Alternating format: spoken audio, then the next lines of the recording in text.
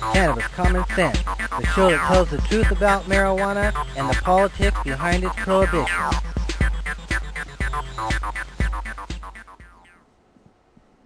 Hello and welcome to another exciting edition of Cannabis Common Sense. We had some technical difficulties in the studio, so we're off to a little bit of a late start. But standing by over in the wings is Scott Sky Johnson. Welcome back, Scott.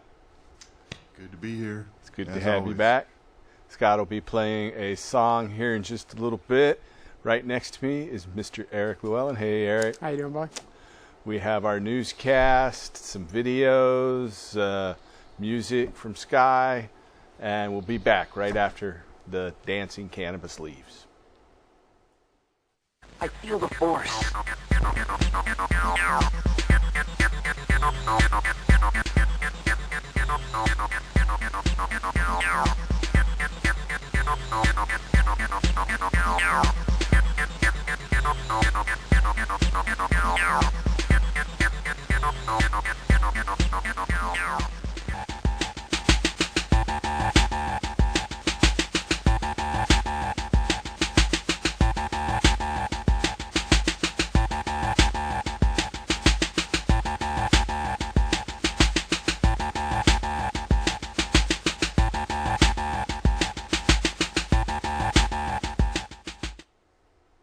Our first story tonight is from Trenton, New Jersey. Newly elected Democratic New Jersey Governor Phil Murphy reaffirmed his support for adult use marijuana regulation and legalization during his budget address to the state legislature on Tuesday.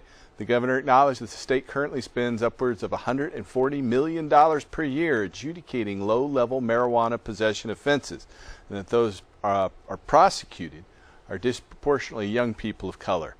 New Jersey Governor Murphy said, quote, legalization will allow us to reinvest directly in our communities, especially the urban neighborhoods hardest hit by the misguided war on drugs, in their economic development, in housing care, health care, child care, and after-school programs and other critical areas. These investments will pay dividends far greater than the cost of mass incarceration. I had not come to this overnight myself, but from the standpoint of social justice and from the standpoint of protecting our kids and lifting up our communities, I could not arrive at any other conclusion, end quote. New Jersey Governor's fiscal year 2019 budget proposal estimates that marijuana legalization will yield $80 million in new annual revenue. According to statewide polling data released this week by the Quinnipiac University, 59% of New Jersey voters support permitting adults to possess marijuana for personal use. Currently, 3 separate pieces of legislation seeking to regulate the retail production and sale of marijuana are pending in the New Jersey State Legislature. A 4th bill, which seeks to depenalize adult marijuana possession and expunge past convictions, is also pending. In January, Governor Murphy signed an executive order calling on regulators to review the state's 8-year-old medical cannabis access program and recommend ways to increase participation from patients and physicians. Next story is from Lansing, Michigan. More than 6 in 10 Michigan voters endorsed a proposed statewide ballot initiative legalizing the adult use and sale of cannabis. According to polling data compiled by Epic.MRA polling, a research firm, and commissioned by Michigan Normal, 61% of voters say that they would vote yes on the measure if the election were held today. That percentage is up 4 points from the last year and is an increase of 11% since 2014. The Coalition to Regulate Marijuana Like Alcohol is backing the Michigan Regulation and Taxation of Marijuana Act.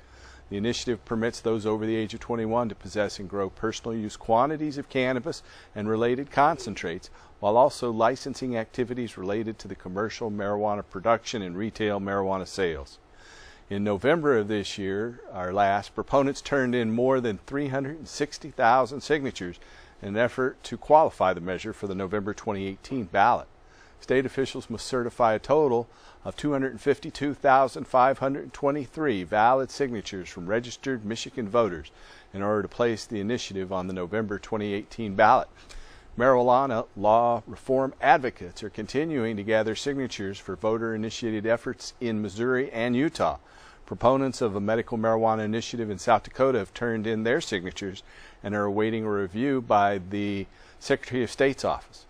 In Oklahoma, voters will decide on June 26th whether or not to approve State Question 788, a broad-based initiative that permits physicians to recommend medical cannabis to patients at their sole discretion. Out of Pueblo, Colorado, the enactment of retail marijuana sales in Pueblo County, Colorado, has been associated with localized economic benefits, but does not appear to be responsible for increasing levels of homelessness, according to researchers from Colorado State University at Pueblo. The researchers and faculty at CSU Pueblo's Institute of Cannabis Research reported that legalization provided an economic net gain of $35 million in revenue in Pueblo County, with a population of 164,000, even after the authors adjusted for applicable social costs. Further, the authors determined that adult use legalization was not directly linked to rising homelessness in the area, nor was it adversely impacting student use and perceptions toward cannabis in south central Colorado. The researchers also failed to attribute rising levels of area crime to legalization, instead theorizing that this increase was likely the result of an increase in population and decrease in police personnel. A draft of the 200-page study was presented Monday to the Pueblo County Commissioners in Colorado. Our next story is from New York City. New York City police are continuing to disproportionately arrest African Americans and Latinos for minor marijuana possession violations, despite ongoing pledges from Mayor Bill de Blasio to halt the practice. In 2017, city police made an estimated 17,500 arrests for marijuana possession in the fifth degree, a Class B misdemeanor. Consistent with past years, 86% of those arrested were either black or Hispanic. Since the de Blasio administration took office in 2014, city police have made over 75,000 misdemeanor marijuana possession arrests. 86% of the arrestees were either black or Latino. Under state law, the possession of up to an ounce of cannabis is a non-arrestable offense, except instances where the police contend that the substance was either being burned or was in public view. Often they tell them to pull it out of their pocket, then arrest them for having it in public view. While law enforcement officials allege that the high volume of arrests was the result of citizens' complaints, a Politico.com analysis found no evidence to support this claim. During his mayoral campaign, de Blasio said that the city's elevated marijuana arrest totals demonstrate clear racial bias and promised to direct the NYPD to stop these misguided prosecutions. Despite consuming cannabis at rates comparable to non-people of color, recent analysis of marijuana arrest data from multiple states find that African Americans are consistently arrested for marijuana possession offenses at least 3 times the rate of Caucasians. Our last story tonight is from Sydney, Australia.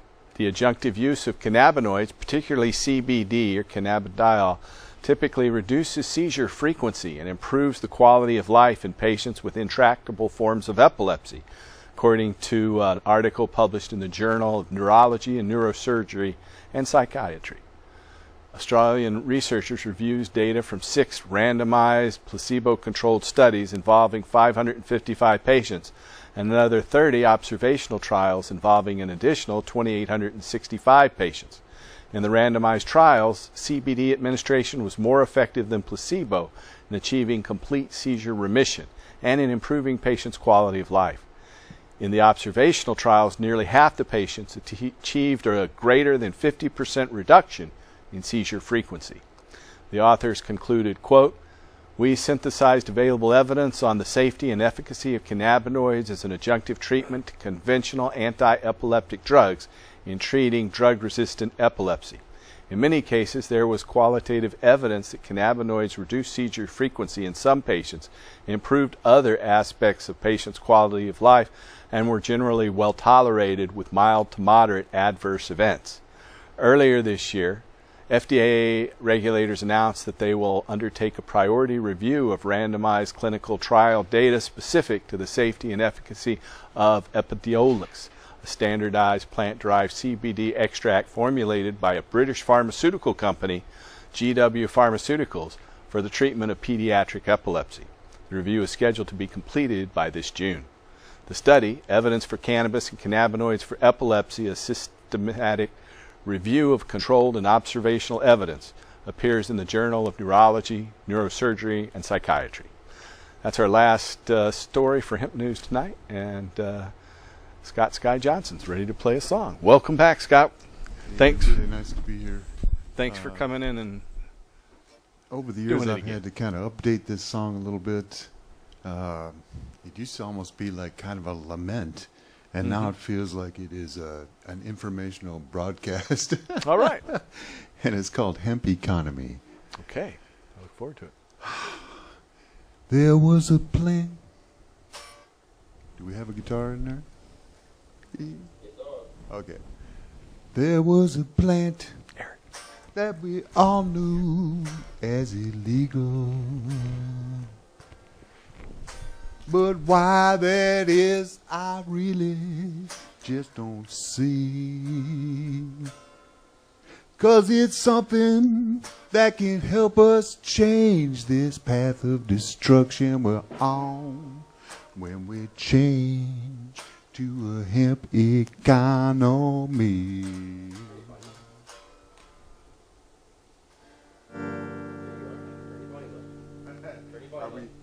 Are we getting it on the feed? Okay. Okay. We had a technical difficulty. This is an interesting evening. There have been many centuries it has been used to make paper. 4 times more fiber per acre than trees. We could save our ancient forest. It's renewable every year when we change to a hemp economy.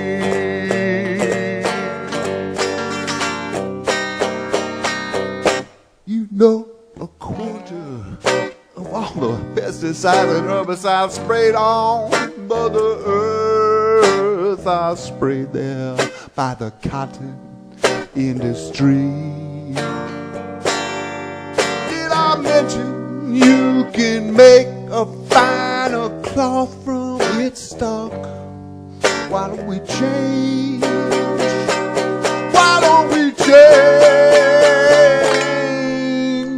The seed has got more protein per pound than any other plant. We could feed it to all of the world's hunger breed. 'Cause it grows like a weed in all 50 states, even builds up your soil. When we change to a hemp economy.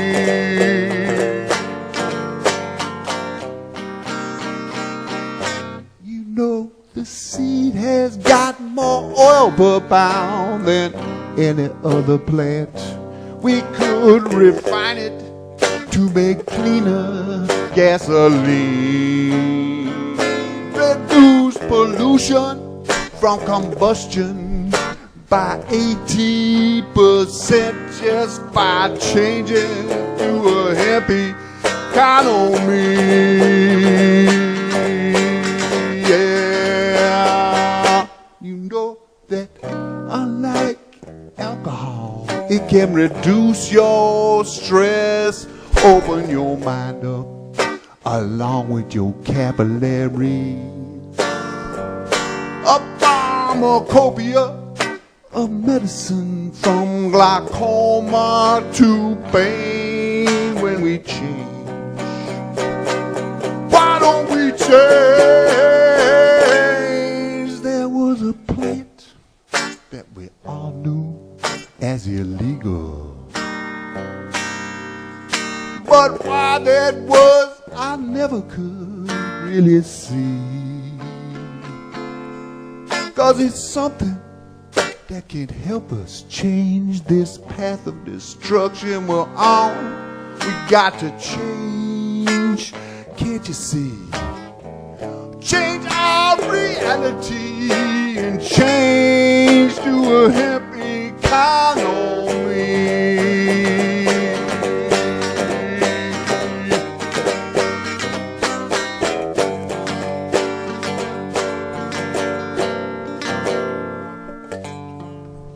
We gotta change. Thank you, Sky. We'll have you back on at the end of the show. One more tune. We appreciate you coming in. Yeah, I'll be back. How are you, Eric? Pretty good. How you doing, brother? Pretty well. We had some hemp news there, a few technical difficulties on several fronts. The entertainment, right? That's right. We're all volunteers here, so none of us will have our pay cut over this. That's all good.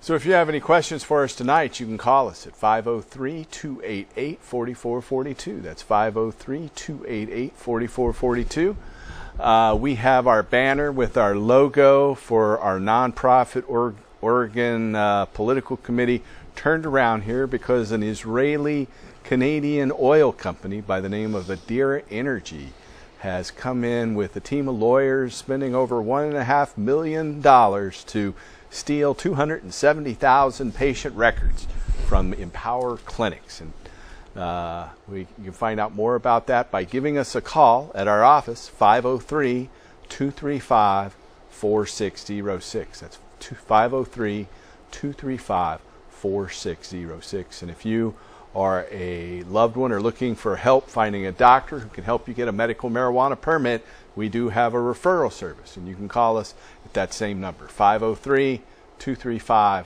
503-235-4606. How's your week been here, Eric? It's been pretty good. Just good. Following this crazy opioid situation going on with all these things popping off and all the lies they're coming up with, and it's amazing how they don't see how cannabis helps patients, even though there's tons of studies on this. Cannabis has to be the most studied drug in the history of the world, but every time the opposition, the prohibitionists talk about, they say we're going to have more studies. Right. Every week we read at least one and sometimes a half dozen different studies here. Well, with what's going on in the world, I've never had to bribe anybody to use cannabis. Mm-hmm. Unlike the big pharma, there was one of the main pharmas, billionaire got charged with bribery to making up ways for people to use the opioids. It's pretty crazy. Yeah. It is. And cannabis helps so many people get off of opioids. We've had many shows where we've had antique containers of medicinal cannabis products, from powdered hashish to tinctures and fluid extracts of cannabis and mixtures of cannabis. And many of those containers say that cannabis is useful to help habituates of opiates and cocaine and chloroform get off of those substances, and that it helps alcoholics with delirium tremens, helps them get off of alcohol. So cannabis has been used as an exit drug for these addictions for thousands of years. The addictions they're trying to keep us on. Yeah, exactly. Exactly. They're trying to keep us on those. Well, again, if you have a question for us tonight, give us a call at that number on your screen. It's 503-288-4442. That's 503-288-4442. Any other topic, anything you'd like to add here? Just the whole opioid crisis is out of proportion. A few other things. Cannabis is the best thing for it is very much so, yes. Because you don't have withdrawal symptoms when they quit, and it helps just as much as many of the opiates. Many people say, for many patients, especially with neuropathic pain. Back in 2011 and 2012, I spent a lot of money and put ballot measure 80 on the ballot. We voted on it here in Oregon. We didn't win that year, but I did a number of debates with the prosecutor from Astoria, from the county out there on the coast. And here is an excerpt from a debate for the Salem City Club back in August of 2012. We'll be right back. I don't think cannabis should be Schedule 2. I think if it's going to be scheduled, it should be Schedule 4 or 5. All the other substances in Schedule 2 can be toxic. Cannabis is not toxic. There's no lethal overdose. They have a regimen where they test drugs, and they have what they call LD50. That's a lethal dose for 50% of the people who take it. All the other substances that are in Schedule 2 have an LD50. For instance, there are a lot of substances that are lethal without being in Schedule 2. If you take 13 aspirin, you're going to die, on an average. So cannabis, I believe, it's going to be scheduled Schedule 4 or 5. So I think that it should be regulated like Measure 80 recommends. You're on. Even just It's working now? Okay. Dream on. I understand a marijuana grower would say it's, Tylenol is an incredibly toxic drug. If you take too much of it, it will destroy your liver. In fact, it's a real serious problem. You can buy buckets of it wherever you want without any. The LD50, by the way, is, thank God it's never done with human beings. LD50 testing on drugs is done on animals, whether that's offensive or not. I agree. I mean, marijuana, I don't think marijuana ever killed anybody unless a big bale fell over and hit them. But if we're going to be realistic, with the Obama administration kicking down doors in California, let's. So that's Josh Markey, the district attorney out there. He told us to dream on that marijuana won't be legalized. Well, I guess he was wrong. We had to stand up to him. I debated him a number of times. He also goes out to Guantanamo Bay on behalf of the federal government to see the detention people out there. He's a representative of the National Lawyers Group, the American Bar Association, that goes out there and helps prosecute people they've captured in the Middle East. So he's deeply involved in the secret government. There's just no doubt about that. Anyway, we are taking phone calls. If you have a question for us, you can call us at that number on your screen, 503-288-4442. Our phone lines are open. So you wanted to talk about what was going on in North Dakota? Yeah, the North Dakota, they're legalizing medical marijuana. It's in Bismarck, North Dakota. The lawmakers have signed off to start ruling it in, so it's going to happen for them. All right. Yeah, So totally that's awesome. a positive move. Right. There's no doubt about moving that. forward, that's the bonus. Yeah. And so, we're up over 29 states now, plus Guam and Puerto Rico, that have legalized medical marijuana. About 3/4 of Americans live in areas where medical marijuana is legal. So fortunately, more and more patients are finding relief from medical cannabis to quit opiates for epileptic seizures. I know many people with epilepsy and seizure disorders that find cannabis is one of the most useful things they can take. Right. It's amazing the wide variety of things that medical cannabis helps. Everything from epilepsy, cancer, multiple sclerosis, muscular dystrophy. It's gastrointestinal ailments, neurological disorders. The list Even is amazing. bone growth. It stops osteoporosis, Right. or the thinning of bones. They're saying there's even a chemical in the THC that will help with Alzheimer's. Yeah. It helps everything, and we don't have to make it up. It's out there. The studies are there. The proof is there. Yeah, there's tens of thousands of studies. We don't have to bribe people and lie to get it to the truth. Yeah. Back in 2009, CNN came out here to Portland with Anderson Cooper to look at our medical garden, which was pretty revolutionary at the time. And at that time, in January of 2009, Sanjay Gupta, the medical correspondent for CNN, had written an editorial in Time magazine called "Why I Will Vote No on Medical Marijuana." And so I told Anderson Cooper and his team that I wanted to debate Sanjay Gupta because he was wrong.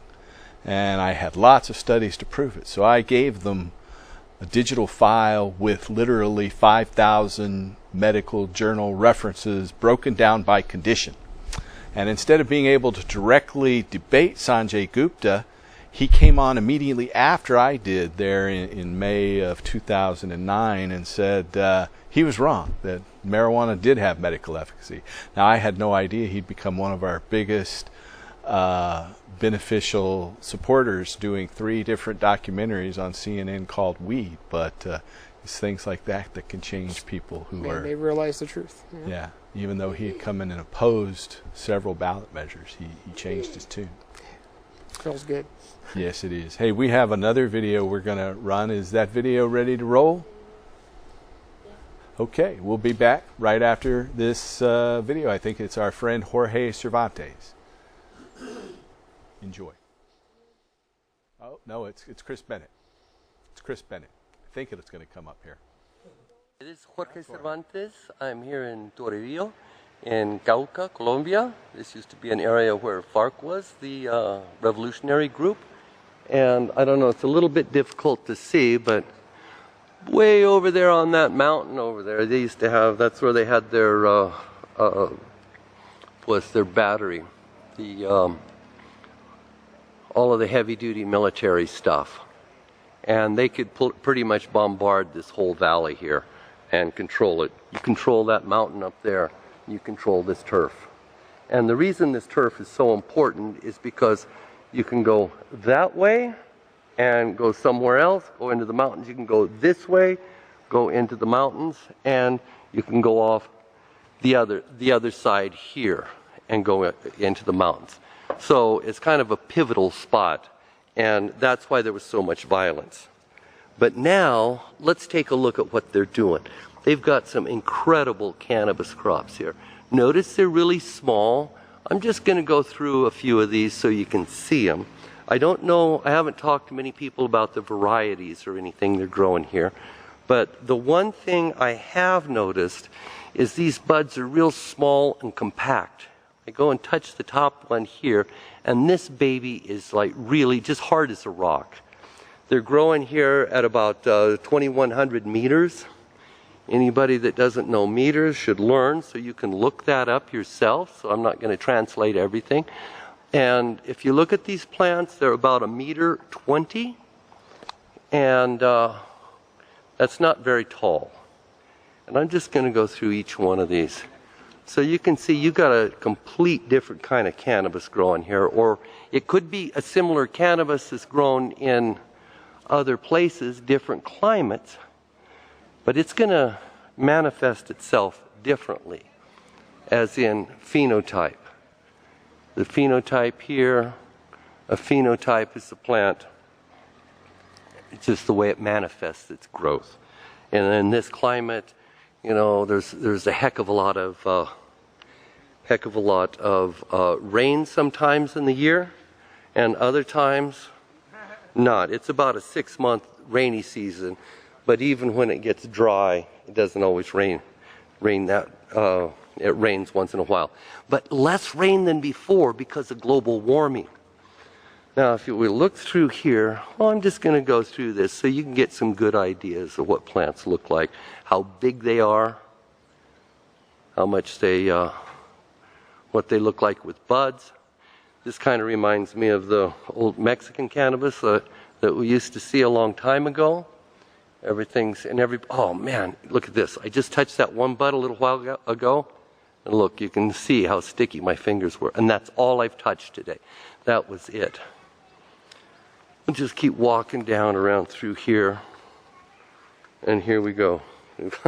We've got some oranges or limas, as they call them. Here then one of their biggest problems is fungus. You can see it here. There's a black fungus here, or well, I'm not sure exactly what kind it is. It's a leaf fungus. I haven't ID'd anything yet. I just got here today. But yeah, and then this plant. Okay, this plant's as tall as me. This is like 1.50 meters. That's 1.5 meters tall. Okay. Oops. Oh yeah, almost got caught up in the irrigation hose. See, but they've just started this because we're right at the end of the rainy season. And if I just take my hand, now look, I'm just going to take my hand, put it here, and grab some of this soil that hasn't been tilled or anything. Look at that. It balls up a little bit. You can tell it's got a perfect amount of clay in it. It's like alluvial plain here. It's mountainside. It's got some clay in it, but it drains really well. You can just tell that just from picking it up. And I just scrape it up. This is right off the top. You can see clay in there as I dig through. The way they plant this, and it just breaks right up. Very nice soil, it looks like to me. Haven't done much to find out about. Now here's one. This one grew up quite tall. This is a nice sativa. We'll talk more later about the varieties and stuff we have here and where it came from. But I've just, like I say, I just got here and I'm just collecting information now. Here's another one they've got. I've noticed there's a lot of purple stems. Either that's from genetic reasons, or if it's not from genetics, it's from a lack of a nutrient. Could be a couple of them, potassium or phosphorus mainly. And but we know it's not because of cold and lack of movement of the element. And see, look, this field is really pretty darn small. And all together here, I'm just in the one garden. They've got a couple of acres, or no, hectareas, which is about five acres. Now, over on this other side here, we've got these bulbs. Let's take a look at this bulb here. See this? I'm going to get a name on this, but it's obviously a halide or a halogen type bulb or halide bulb, pressure or high pressure type thing. And we can see, I don't know if you can see this from here, but there's some, these look like old kiwi vines, and kiwis weren't quite as profitable as cannabis. And here's this is here, you can tell this soil's been turned. It used to be pasture or weeds out here. Looks like this has been here not that long. They said they opened up this ground about 6 months ago. So this would be the second crop. Each crop lasts about 3 months. Because see, once they put the plants out, it's 12 hours a day and 12 hours a night. So they start to bloom immediately. That's why they have these light bulbs here. These light bulbs break the cycle, break the night cycle, so they stay in vegetative growth. And that's what's going on here. It doesn't take much light. Oh, look at this plant here. This is quite unique.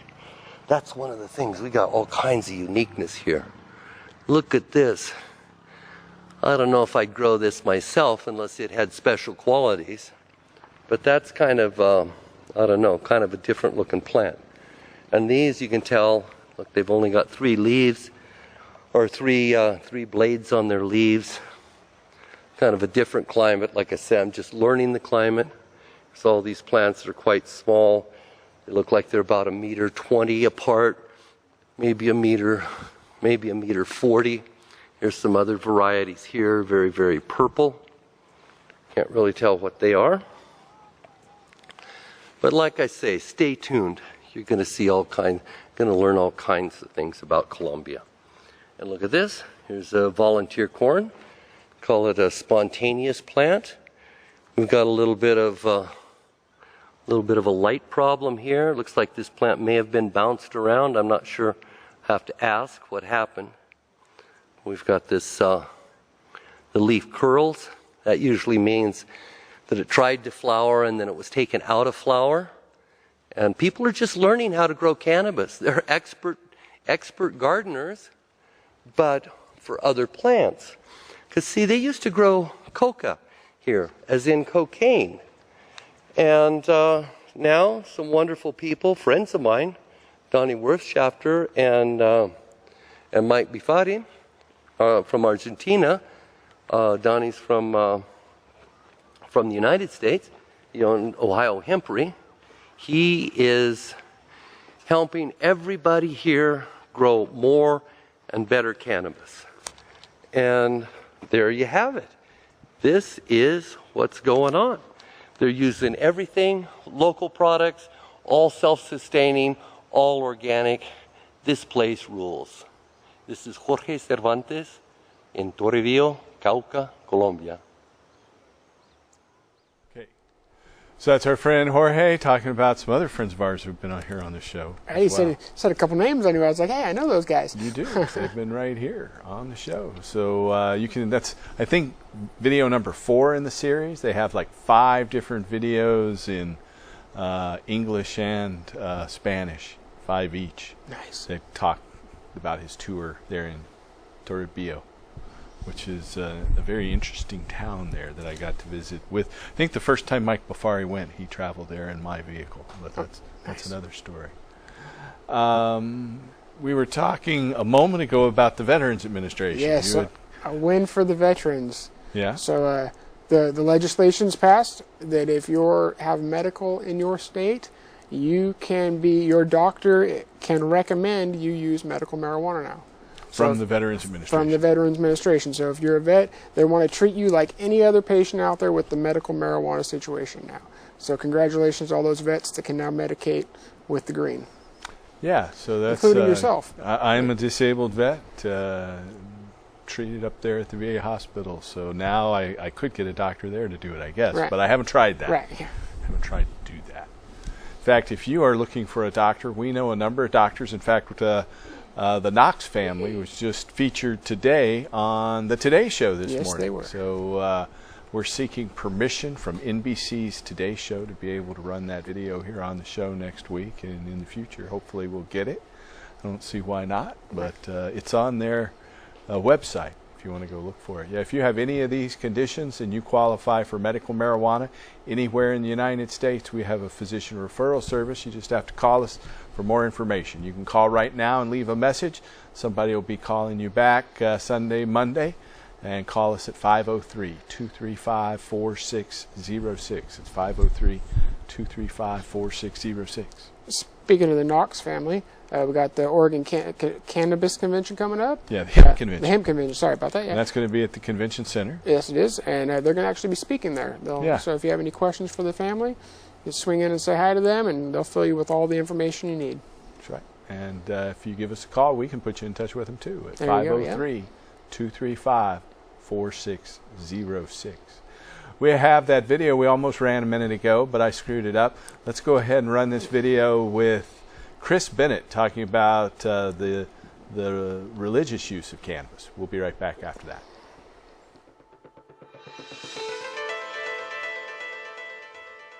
Chris Bennett believes that marijuana is the so-called tree of life mentioned in the Bible.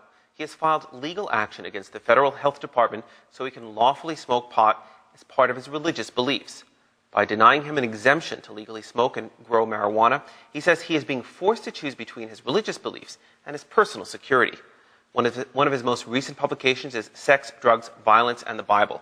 Chris Bennett joins me in studio. Thanks. Hey, thanks for having me on. So the Bible has lots of references to herbs. Some are very specific, frankincense, myrrh. Some are very generic. And you contend that at least some of those generic references to herb is cannabis? Well, specifically, as far as cannabis is concerned, I think what we have to do is go back to the Old Hebrew for the Old Testament references. And an anthropologist writing in the 1930s, Sula Bennett, pointed out 2 Hebrew words, kenna and kennabossum, which she said were references to cannabis. These are Hebrew words. Hebrew words. And what had happened is in 300 BC, roughly, when the Hebrew texts were translated into Greek, these references were mistranslated as calamus. And this mistranslation followed through in later translations of the Bible down to the King James and down to modern times. But when you look at these references in the context of the biblical storyline and you place cannabis in them instead of calamus, it really changes vastly the whole biblical scenario. And what is calamus? Calamus is a common marsh root that it grows in the Middle East. The references to cannabossum and canna specifically refer to an item of trade, so it's something that came from somewhere else. And the terms themselves, canna and cannabossum, are Hebrew adoptions of an Indo-European name for cannabis, canna.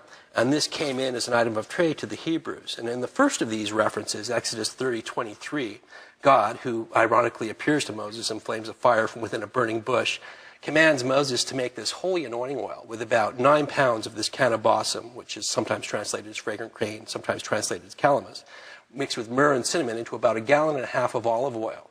And every time that Moses is to speak to the Lord, he goes into this enclosure called the tent of the meeting.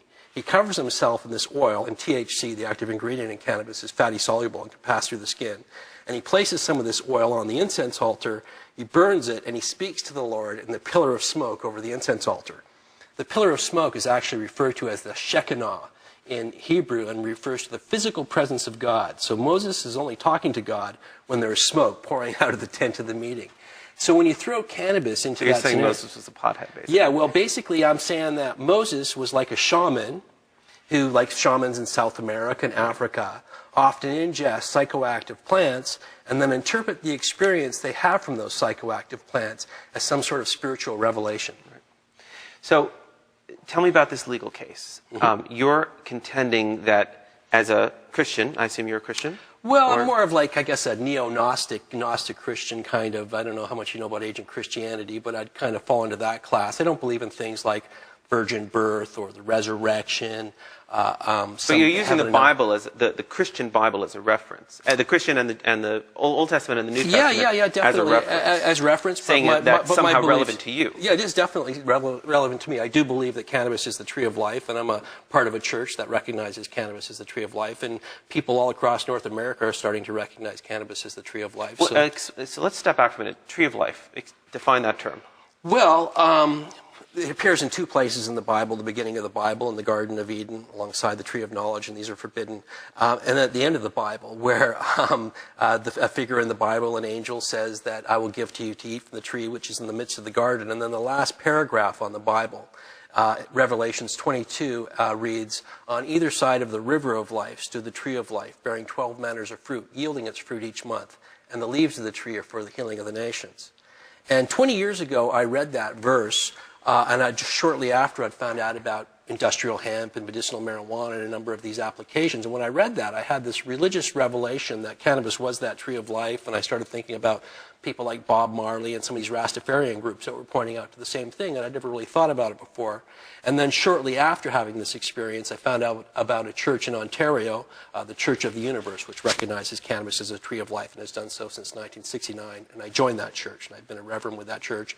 And that church has suffered through tremendous legal persecution, and currently the founders of the church, Brother Walter and Brother Michael, are in Ontario jail for half an ounce of cannabis. So it's as part of this church that you contend that you have that you should have the legal right to grow and smoke marijuana. So tell me about the case. Well, basically what we did is myself and my lawyer, Kirk Tusaw, we wrote the health minister and asked for an exemption 56 for the spiritual use of cannabis, outlining my history and background. And exemption 56 is what the medical marijuana was granted under prior to the medical marijuana program we have here federally in Canada. And also through other people, we understand that the government has granted such a religious exemption for a very powerful psychoactive substance known as ayahuasca, which is a visionary tea from the Amazon basin. So there's been these precedents set with medical marijuana and possibly this ayahuasca thing, which we're trying to find out more about.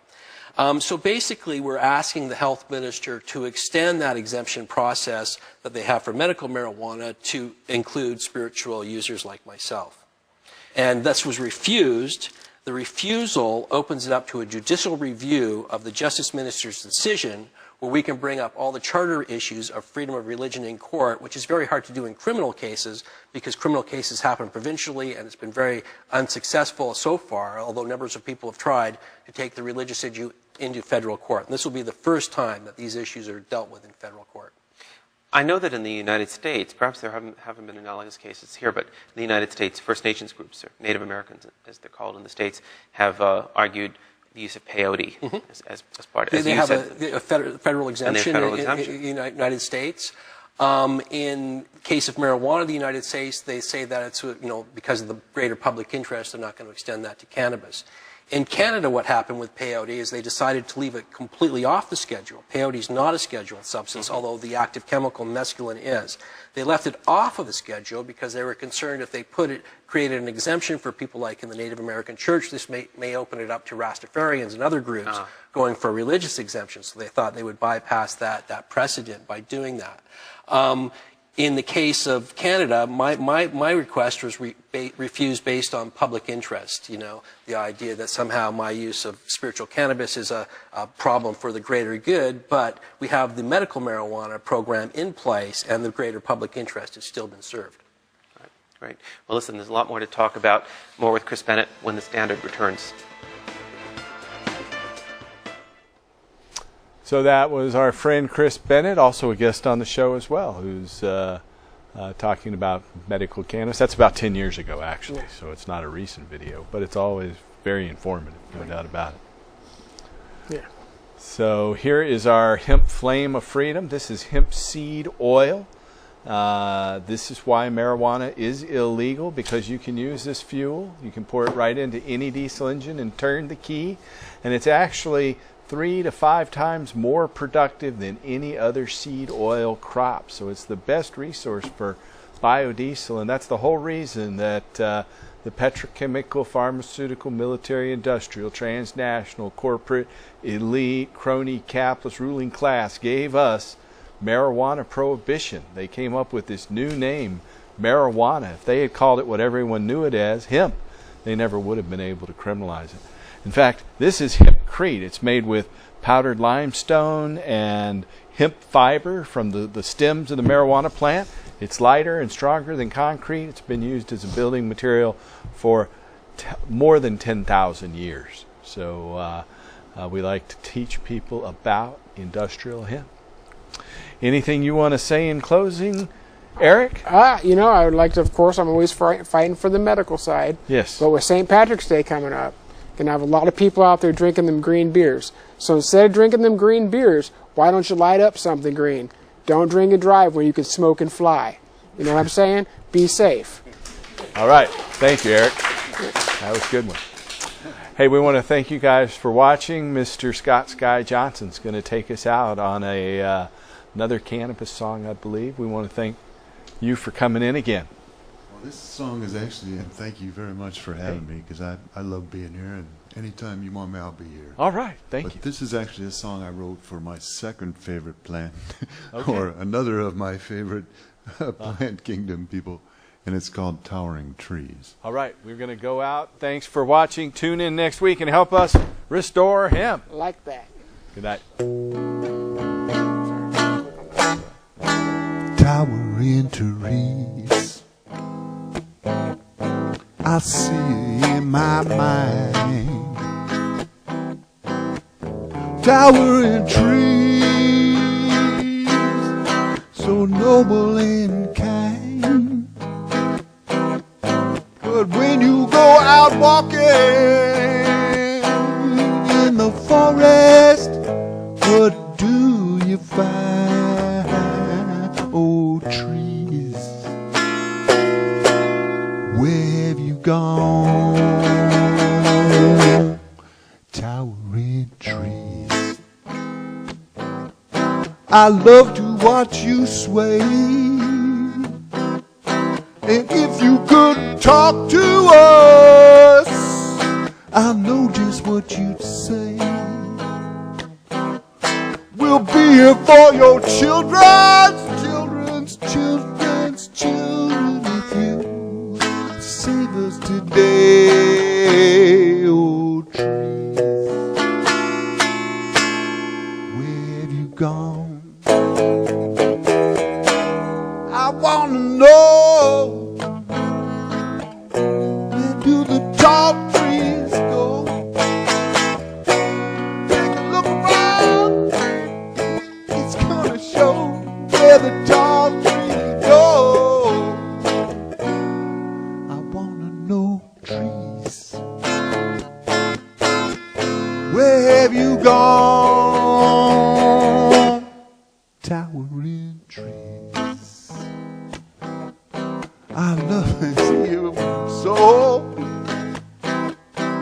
Towering trees, 1,000 years old,